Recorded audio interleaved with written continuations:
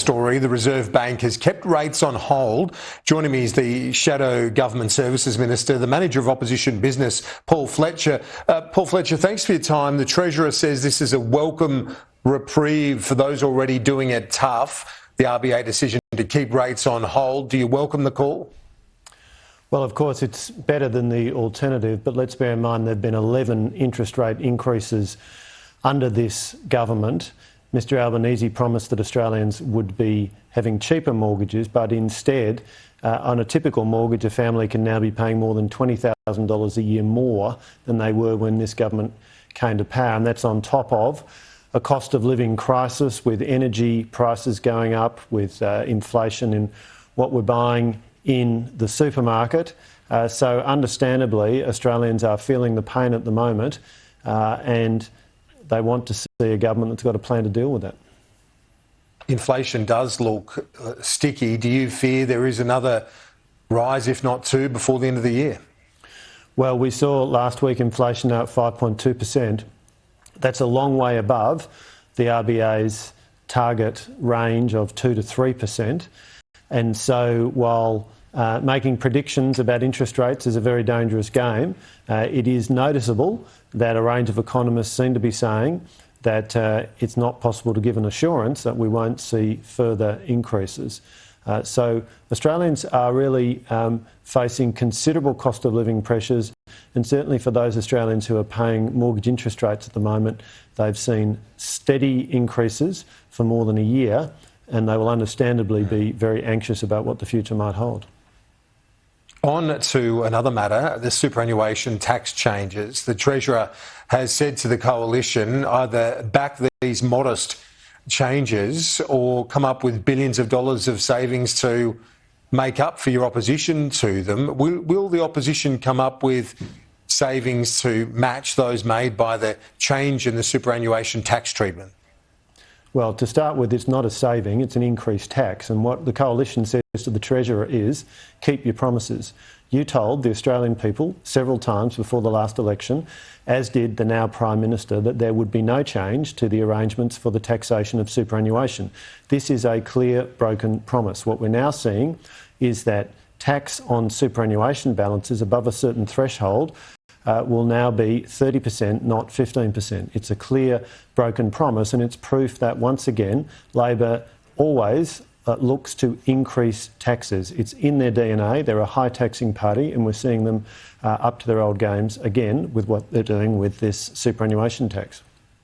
What about the challenge he's laid at the feet of the Coalition, saying you need to find a commensurate amount of budget improvements if you're going to oppose the change?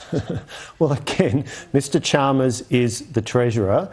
It's his job to manage these matters, and it's not unreasonable that the Coalition and indeed the Australian people should expect him to keep the promises that he made to the Australian people that there would be no change to the superannuation tax arrangements. Mr Chalmers is going around saying that only a small percentage of Australians will be affected, but he hasn't indexed the threshold. So what that means is we know superannuation is a long-term savings vehicle. We know it's compulsory to put your money into it by law.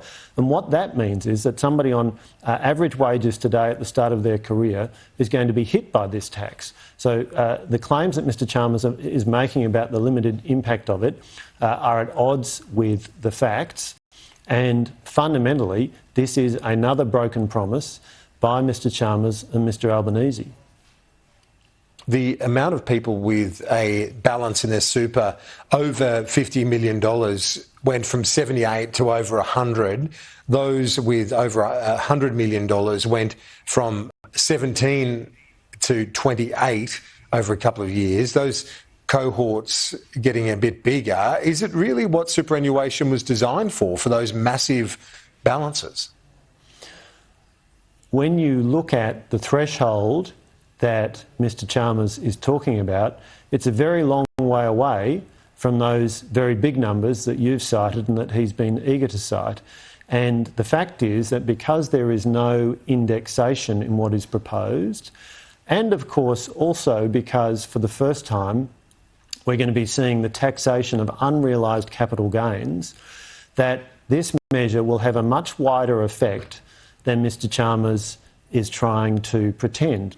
If you're a small business person or if you're a farmer and you have put your farm or your small business premises into your self-managed super fund, a perfectly legitimate and lawful thing to do, and something many people have done based on advice and based on the way the law has stood for many years and based indeed on the promises that Mr Albanese and Mr Chalmers made that there would be no changes, you now face the prospect that when your asset is revalued in your superannuation fund, you can now have to pay tax on it each year, even if the capital gain has not been realised. To tax unrealised capital gains is a virtually unprecedented development in Australian taxation policy, and it's a sign of just how desperate Mr Albanese and Mr Chalmers are to hoover up as much of Australians' earnings as possible. Now, the Liberal Party believes that as much as possible, the money you earn should stay in your pocket. We will always be a lower taxing party than the Labor Party, and this is just another piece of proof of that proposition. Before you go, the Voice referendum on Saturday week, what's the view towards the Voice and the proposed Voice to Parliament in your electorate? Well, certainly in the electorate of Bradfield there is overwhelming goodwill towards Aboriginal Australians and a wide acceptance of the fact that there has been systematic disadvantage. There's very wide support for constitutional recognition. But when people want to know what the details are of how the Voice will work, how many people will be on it, will they be appointed, will they be elected, what will be the range of matters on which the Voice is able to make representations, what will be the consequences for a decision by a minister or indeed by a public servant if it's found there hasn't been adequate consultation with the Voice, people are finding it hard to get the answers to those questions. So I detect amongst my constituents enormous goodwill towards Aboriginal Australians, but a lack of clarity. They're finding it difficult to understand exactly how the Voice is going to operate. So those, I think, are going to be the factors that will be playing on the minds, certainly of my constituents, as they determine how they're going to vote. Ultimately, this will be a choice for the Australian people, and I think that we should be glad that we live in a democracy where these are choices that people are able to make.